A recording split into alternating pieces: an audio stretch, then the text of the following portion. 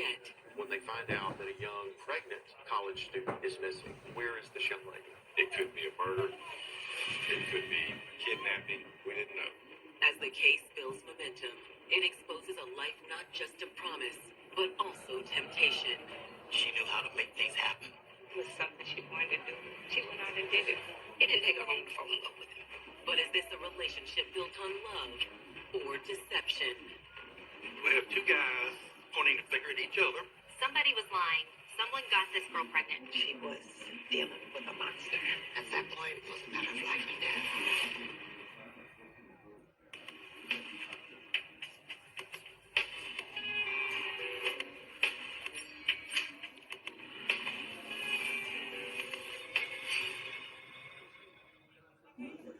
December 16th, 2003. In Chattahoochee County, Georgia, a pair of hunters are quietly making their way through a dense thicket of trees. Two hunters are out in the woods, walking along, looking for deer. There's a layer of fern across the ground that is about a foot high, so you don't actually see your feet. You're wading through these ferns. The vines are thick. They got somewhat disoriented, and one of them trips. Oh gosh. You all right? Yeah, I just got tangled on some vines. God. What is that? Looks like an old animal bones. That's no animal bones. They look down and they realize it's a human skull. When 22-year-old California native Ardina Carter arrived on the campus of Georgia Southern University in the fall of 2001, it was the culmination of a journey that not only brought her across the country, but brought her to the doorstep of a whole new life. Ardina was an individual who lifted herself out of a cycle of poverty out of Los Angeles. We grew up in what would you call the hood, South Central. We all wanted something better for her than what we had. That's when we started putting this plan together that she was going to go away to school. She had achieved a lot in her young life, being a recipient of a scholarship, traveling across the country. After earning a bachelor's degree in biology from Howard University, Dina, as her friends and family called her, decided to pursue a master's in education at Georgia Southern, located in the tiny town of Statesboro. I was kind of leery for her to go that far away. I knew she could handle it. We knew that anything that she set her mind to, that she would do. Longing for a spiritual home, Dina became an active member of the Agape Worship Center. Every time the doors of the church was open nearly, she was there. It seemed to be a rock for her. It seemed to ground her and give her the support like a second family that she needed. While Dina thrived at her new church, she still craved someone with whom to share her life. She was in a situation where she was young, she was attractive, and she did meet men. They were all infatuated with her because she was so dark and pretty. But it wasn't until Dina met 26-year-old Ryan Clark in January of 2002 that sparks truly began to fly. She met Ryan at Statesboro High School. He was a teacher at the school, and she was there substituting. Hey, how you doing? Good, sure. Dina worked part-time as a substitute teacher to earn some extra cash while putting herself through grad school. You really inspire these kids. No, that's you. You inspired me. I'm just a substitute teacher, so. Don't sell yourself too short. Ryan was very outgoing, always making things happen, compassionate. They hit it off. Ryan was a very nice guy. They started to hang out together a little bit, started to get to know each other. It seemed that it may have been a little more serious to her than it was to him. With Ryan hesitant to take the relationship to the next level, it soon hit a dead end. They were together for a while, and from there it fizzled out. Dina may have wanted a little more out of the relationship, and so at some time they terminated that relationship, but it seemed to be an amicable termination. There was no overall hard feelings. Though she was disappointed, the breakup didn't stop Dina from achieving her goals. She threw herself into her studies, giving her all both in and out of the classroom. She also worked at the Boys and Girls Club in Statesboro, tied back to her interest in the educational field. She was like a counselor type, help with homework, that kind of thing, after school program. So she had a very active and full schedule. And when a chance encounter led Dina to 22-year-old Statesboro native Michael Natson, Dina wasn't sure she had time for romance. Hey, all over the place today. Thank Okay. you. But Michael quickly changed her mind. You look like you got a lot going on there. Mind if I help you out with this? Thank you. Mind if I walk with you? Yeah. Michael was a local here in Statesboro, and he had joined the U.S. Army Reserves and was an MT, military police. She told me he was a nice person. He was going to the same school that she was going to. He was working in computers. They were attracted, they liked each other, and they would go out. And she called him her boyfriend. But in February of 2003, Michael's obligations to the military created an unforeseen obstacle in their path to romance. Michael was assigned at Fort Benning from the National Guard. He'd been activated. Fort Benning is on the Georgia-Alabama border, and we're over here closer to the South Carolina border. Dina thought that Michael being active duty in a way would cause a strain on their relationship. But Michael assured Dina they could pull off a long-distance relationship. I won't be that far away. I'll be up here all the time. You'll get tired of seeing my face. You promise? Of course. Though Dina was afraid their busy lifestyles would make the long-distance relationship even harder, the couple still managed to make time for each other. They would often go back and forth to see each other, and they were still trying to make things work. What Dina and Michael didn't realize was that their fledgling romance would be the catalyst behind one of the most shocking crimes South Georgia had ever seen. A twisted tale of love and betrayal that would wind its way to the dense forests on the edge of town, to a mysterious discovery made one cold December day. No one can get in contact with her. Her friends and family go immediately into search mode.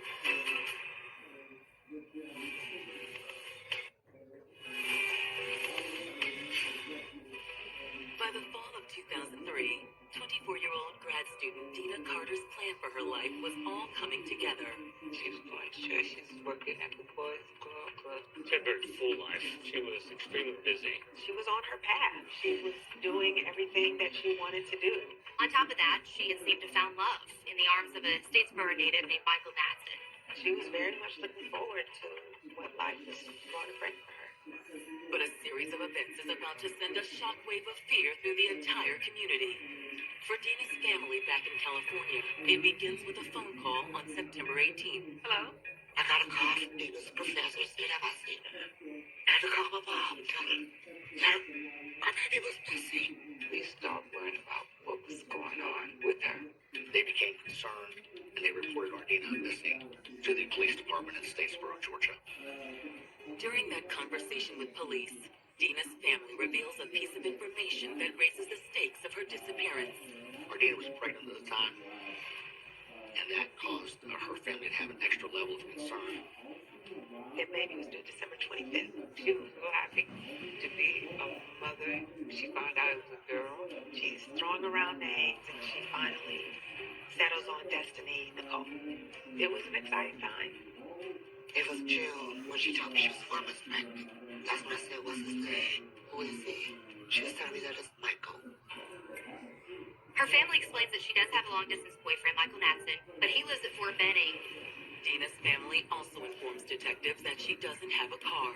She had to depend on friends for rides, or she simply walked to college and walked to work. Here she was, a pregnant young lady, walking, trying to get around, and that would be a very significant factor in a missing person's case. With not only Dina's life, but the life of her unborn child on the line, Statesboro PD, along with Georgia Southern's University Police, begin an immediate search. One of the primary steps that we do is check her residence. When we entered the residence, it's very neat. Nothing really out of place. There was no suitcase packed. Nothing like she had grabbed anything to go on a trip. Everything just looked like you would expect it to look. After we checked the residence, we go to her work. The Boys and Girls Club was very informative. They helped us out a lot. They knew Ardina. And from time to time, Ardina might have been late to work at the Boys and Girls Club. However, she was always there. She was consistent. But it really bothered them when she didn't pick up her paycheck. That's when they knew that something was up. Speaking with Dina's co-workers, police are able to determine Dina's movements in the hours before she vanished. So around September 11th, Dina left work, dropped off at home by one of her co-workers. You know, she had any plans that night? She told me that she wanted to go to the library. I offered to give her a ride, but she told me she'd rather walk. She was supposed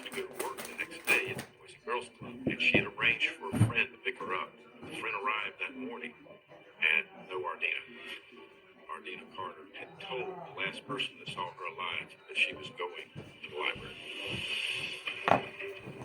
We checked the library video surveillance and were not able to place her ever having arrived at the library.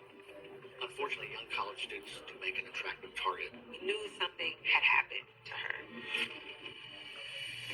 With neither Dina's apartment nor the library offering any clues to her whereabouts. On September 19th, police reach out to her boyfriend, Michael Natson, who was in Fort Benning on active military duty. Michael Natson was assigned to a military police company at Fort Benning, Georgia. They contacted the Army's Criminal Investigative Division. Michael tells military investigators that he's been on base the last few days, and he hasn't even spoken with Dina for a while. With Michael unable to offer any additional information regarding Dina's whereabouts, investigators find themselves at a crossroads. So on September 26th, 8 days after Dina was first reported missing, Statesboro PD and Georgia Southern University Police decide it's time to call in more resources. The Statesboro Police Department did a very good initial investigation, but it was clear that there were no more viable leads in Statesboro, so they wanted to try to broaden their investigative scope, so they contacted the Georgia Bureau of Investigation. It could be a murder, it could be a kidnapping, we didn't know. But we knew we had to start looking, we had to start doing what it would take to find Ardina Carter. It's been 8 days since 24-year-old Dina Carter was reported missing. And though the Statesboro and Georgia Southern University police have been working around the clock, they're still no closer to finding her. After Ardina was missing, the police department did not find any signs of foul play. Detectives know that she has a long-distance boyfriend who's in the military and is presumed to be the father of her unborn baby. But he's been based at Fort Benning, which is about 200 miles away. At this point, Statesboro police decide it's time to contact the Georgia Bureau of Investigation for help and extra resources. Authorities in Statesboro, along with Dina's family and friends, hope that GBI's additional manpower will jumpstart an investigation that seems to be stalling out.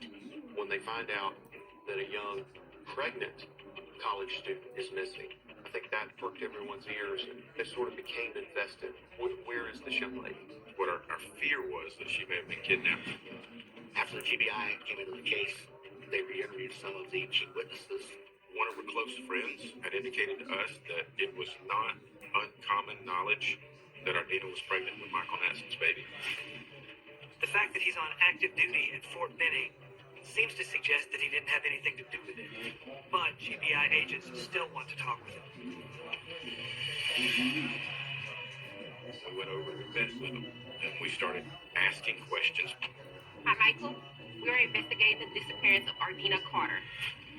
Speaking with Michael, investigators realize that while friends and family claim he is the father of Dina's baby, their relationship is not as strong as they might have thought. It's our understanding you two were in a relationship. Yeah, that's true. But we were. We broke up back in February. We both tried to make the relationship work, but the long distance was just too hard for us.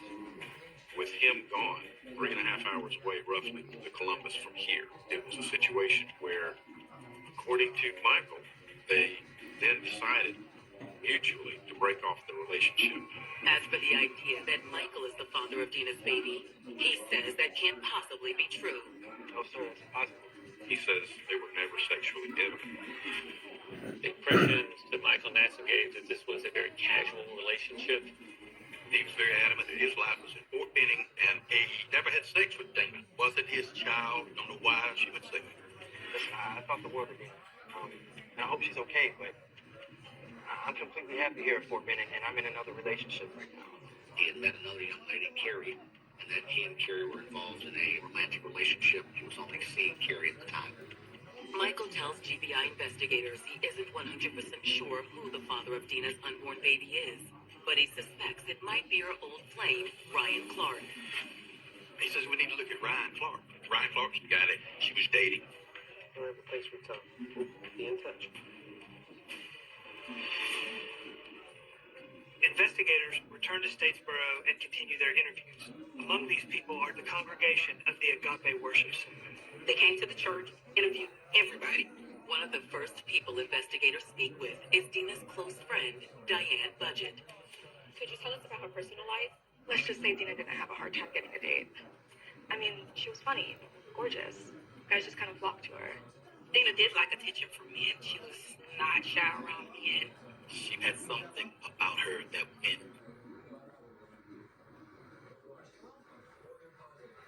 Both Michael Natson and Ryan Clark. But Diane claims the two relationships couldn't have been more different. Michael claims that they hadn't consummated the relationship, and according to Diane Budget, that was almost the exact opposite relationship she had with Ryan Clark. She is having a sexual relationship with Ryan. Investigators originally assumed Dina had been exclusive with Michael Natson. But after speaking with Diane Budget, investigators decide it's time to also speak with Ryan Clark. The Statesboro Police Department locates the Clark. Ryan tells us that he's married. He's moved on from Ardina. He's started a new life. Let's cut to the chase. We understand that you and Dina were having an affair. Not at all. He also says that it was an insignificant relationship. It was nothing serious. They dated a little, but nothing more than friends. He claimed that they were not intimate and that Ardina had pretty much moved on, still maintaining him as a friend. Look, I know what you're thinking, but we were just good friends. Furthermore, Ryan says he's heard around town that Dina is dating someone else and suggests investigators should be looking at him instead. We have two guys pointing the finger at each other. Neither are supposedly involved with the victim who we have discovered is several months pregnant. Ryan, are you the father? Or were you continuing to have a relationship with her and no one knows about it? Michael, are you as involved as she claims you are, and as others claim you are? In an effort to uncover the truth, investigators put the full court press on both men. But when they do, they're left with more questions than answers. He takes the polygraph, and it comes back inconclusive. This case is just getting stranger by the minute. Investigators are starting to wonder what is really going on here. Who is telling the truth? It's now been over 2 weeks since Georgia Southern grad student Dina Carter went missing. And despite the best efforts of 3 police agencies, there is still no sign of the 24-year-old mother-to-be. It was just so unbelievable. There has to be some explanation. Detectives now feel Dina's personal life may hold the key to solving the mystery. There were allegations that she was involved in relationships with 2 individuals, Ryan Clark and Michael Natson. These are the only 2 players that we can tie in with any connection to her during this time period. Both Michael and Ryan deny being sexually intimate with Dina, and both claim the other is the one police should really be speaking to, which makes investigators wonder if both men have something to hide. Both of these guys have other women in their lives. Ryan's married, and Michael has a new girlfriend. So maybe Dina's disappearance did have something to do with her pregnancy. When we get stories from 2 different people that are saying 2 different things, try to nail down the facts of each part of those stories.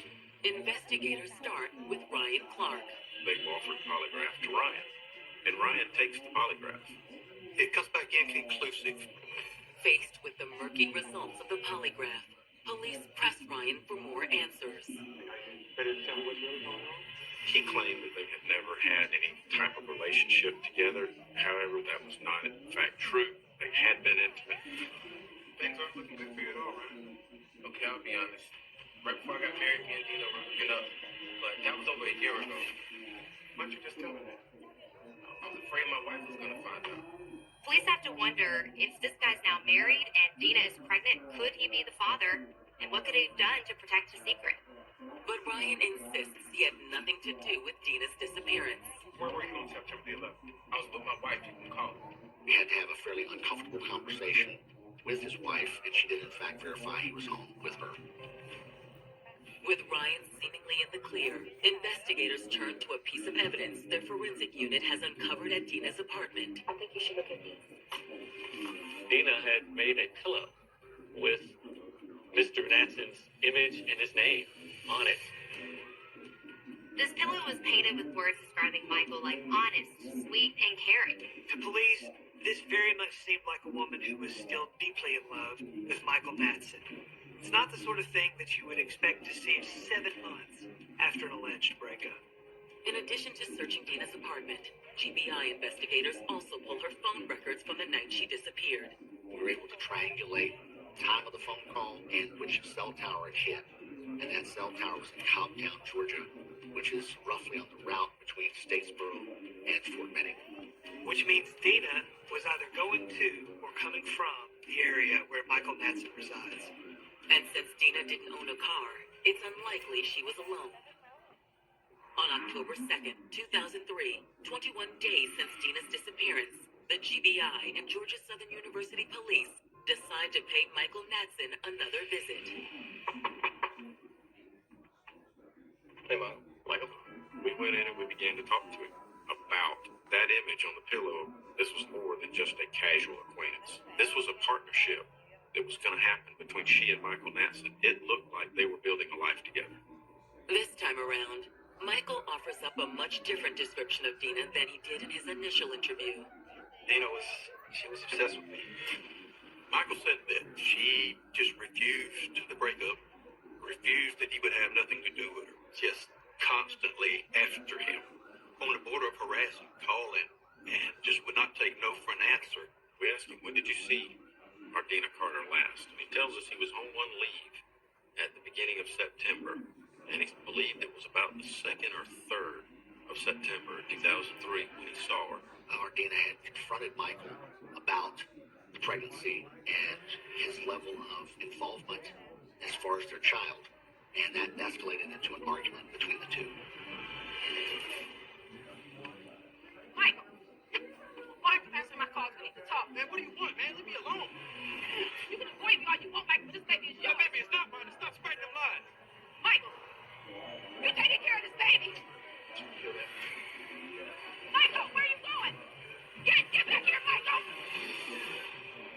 That's part of the message that he was trying to give to the investigators, that they were not close, that he did not have any ties with this baby, therefore he didn't have to be responsible. Michael is adamant he never spoke to Dina after September 3rd. That's when investigators confront Michael with Dina's cell phone records from the night she disappeared. So exactly where you were September 11th, and why does Dina's phone ping in the tower know where you live?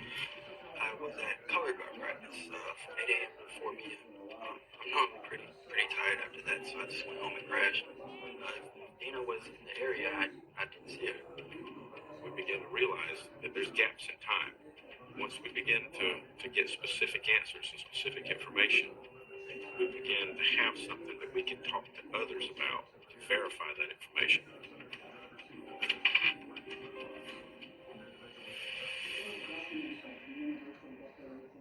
We learned that the color guard practices were only half a day. We, in fact, had no accountability of him during the time from about noon on the 11th until 8 a.m. on the 12th. We knew we had a very wide window of time he could return to Statesboro and make his presence known to Ardina, and then travel back to Columbus. It was obvious that something was amiss here. We got the warrant for his Jeep. We're going to do a forensic search of his vehicle. While we're waiting on the tow truck, Agent Sullinger strikes up a conversation with Michael. You and any firearms? Yes, sir, I do. I actually own a 9mm. You mind if I see it? Yeah. He goes and gets it, and he hands it to me. It was a 6 hour. You mind if I take this with me? Go ahead. Mr. Nassif voluntarily gave the firearm to him, as if there was nothing to it. But when detectives take a closer look at Michael's gun, they make an unsettling discovery. It was a gun that was capable of holding 8 rounds. It had 7 in it. When a magazine holds 8 and you're missing one, that's an odd occurrence. That would indicate that a firearm has been discharged. Why would a trained officer have a gun 1 round short? Though investigators increasingly believe Michael Madsen may be responsible for Dina's disappearance, they are no closer to locating her. A fact that weighs heavily on Dina's friends and family. We knew she was pregnant, and we knew she wasn't getting medical care, and we knew that the baby was due. It's still going on. No real leads to what's going on. They're just looking. As days pass and Dina's due date draws closer, her loved ones pray for a miracle. But soon, a disturbing discovery in the woods will threaten to shake their faith forever. I got a call that said they found a body. They wasn't sure who it was. I I'd lost faith in humanity and the justice system because I didn't think they were going to get it. The case of missing mother-to-be Dina Carter has brought investigators to Fort Benning, Georgia, and to the doorstep of Dina's ex-boyfriend, Michael Natson, who they believe may have something to do with her disappearance. It seemed like there were gaps in his story, and in fact, Dina's phone records did show that she was traveling in the direction of Fort Benning the night she vanished. So the question now becomes, did he see her that night, or did something else happen? When the GBI certainly warned to obtain the Jeep that Mr. Natson owned, they asked him if he owned any firearms. Mr. Natson agreed that he did, and thereafter provided a 9mm pistol.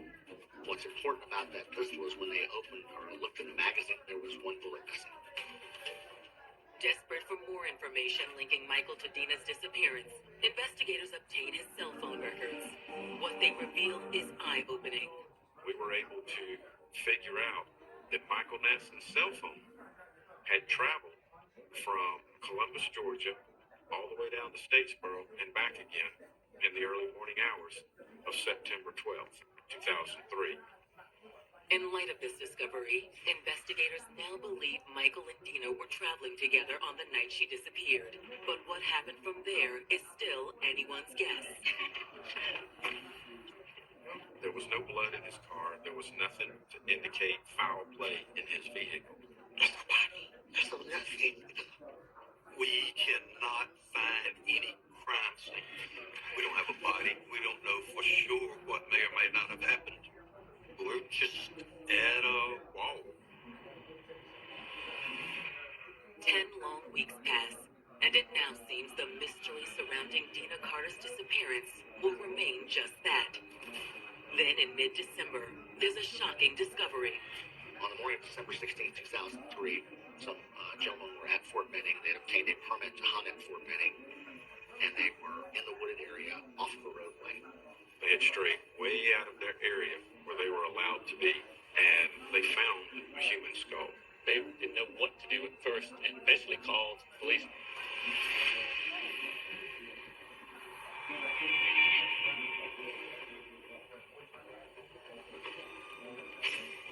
Due to the fact that this person was killed on a military base, the FBI has jurisdiction and it becomes a federal crime.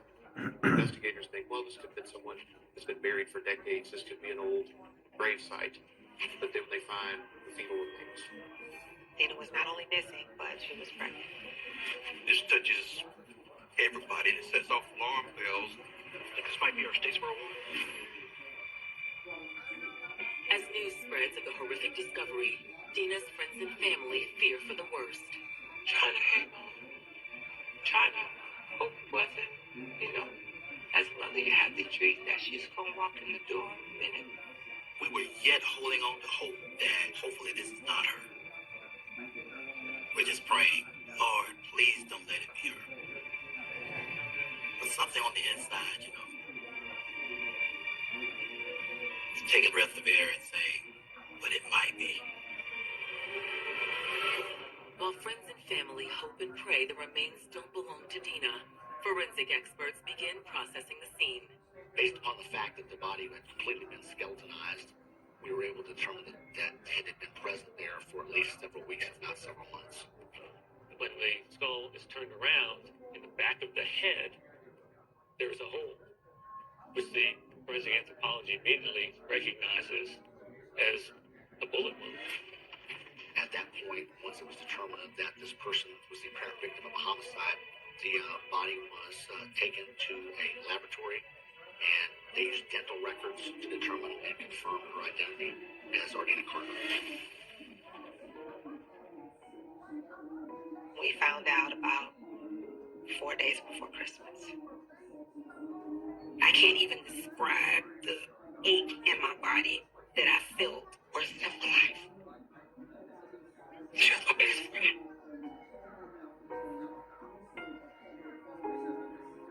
She was everyone's best friend. For investigators, the location of Dina's remains tells them all they need to know. It was an area that Michael Natson knew about, that he was familiar with, and that he could get to without having to go through the main garrison area of the post. We know in our heart of hearts who did it. Everything points to Michael. But can they tie Michael's weapon to Dina's murder? 3 months after 24-year-old Dina Carter's disappearance, investigators have recovered her remains, along with those of her unborn child, from the woods on the outskirts of the U.S. Army base at Fort Benning, Georgia. People that controlled the access to those areas was the MPs. Michael Madsen was an MP. The FBI initiated its grid search, where they actually line out the area to be searched, go through hands and knees with rakes, whatever it would take throughout this vegetation to locate a projectile or shell casing. We wanted to research the area, make sure we hadn't missed anything initially. They discovered a 9mm shell casing, which piqued my interest because the gun that Michael Madsen had provided me in the past was, in fact, a 9mm. But will this casing be the match they need to prove Michael Madsen is responsible for Dina's murder? The shell casing was sent to the FBI laboratory. Finally, detectives received the news they've been waiting for. They were able to make a match that the shell casing that was found at the scene where Dina Carter's body was found is, in fact, a shell casing fired from the 9mm pistol that Michael Madsen owned. June of 2005, Mr. Madsen was indicted for murder, for feticide, and within a week of the indictment, Mr. Madsen was arrested. It isn't long before news of Michael's arrest reaches Dina's family and friends. That was the first time I kind of smiled because I said, we got you. Yes, and I felt very vindicated. I felt like my sister's death was not going to be in vain. I felt like someone would pay for this. We were successful in denying him bond. Given the heinous nature of the crime, it was the appropriate decision. With Michael Madsen behind bars, federal prosecutors work to build their case against him. But they're thrown a curveball when the results come back on the paternity test conducted on Dina's unborn child. The test came back 97% or 96% probability that Michael was the father. The court only recognizes, I think, 98 or 99%. So that wasn't allowed to be a part of the testimony that it was his baby. Prosecutors worry this information might serve to undermine their case. But a few months before Michael Madsen's trial is set to begin, the FBI receives news from the Muskogee County Jail that changes everything. When people do something that's heinously terrible, like take the life of another person, they really do have a need to get it off their chest. And we learned that Michael had actually told people that he was in jail with about the details of killing Dina Carter. I had this chick, she was just supposed to be a fling, right? Mr. Madsen. Sad je bio Lin, Massachusetts. To the murder, but explains Na ko, sad je bio Lin, na kop. only the murder When the FBI sits down with one of the informants, the truth about Dina Carter's final hours is revealed. In Michael's eyes, Dina was really just a fling, and when she got pregnant, started telling everyone in Statesboro that she was having his baby, Michael did not appreciate that. Mnogi su se razočarali u Mr. njih, Madsen mnogi, admitted mnogi. that he had had sex with her and she had gotten pregnant and she wouldn't go away. Michael! Zemlja He also had the prava, opportunity zemlja of a new ono, relationship in Columbus, Georgia. So he felt zadnjih himself 5-6 boxed in, I believe. predsjednika He su did to not want sve this child žalbali, or the prodali obligations that vjer went za along with večer. fatherhood. He told his fellow inmates the only solution was to get rid of her. 5 predsjednika baš. He said he had picked up Dina the night of September 11th and convinced her to drive to Fort Benning by telling her that he had bought a car for her. Zajebali svo međunarodno pravo. Sebe sveli na Ruandu. However, the informant says Michael never took Dina to a car. Instead,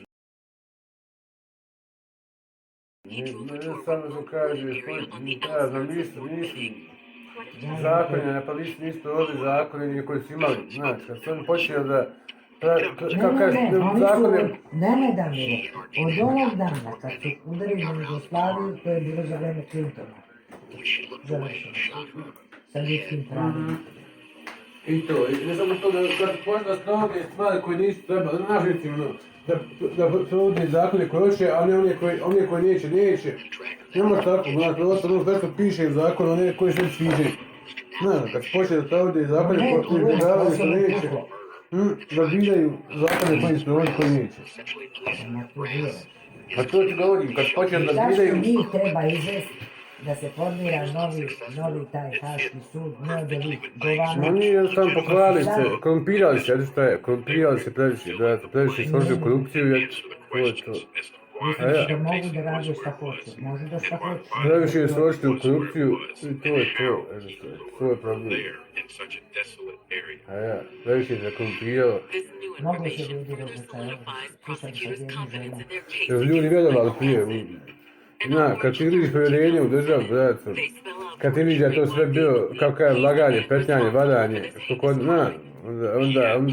onda sve propadne, onda sve čučne. Onda sve čučne.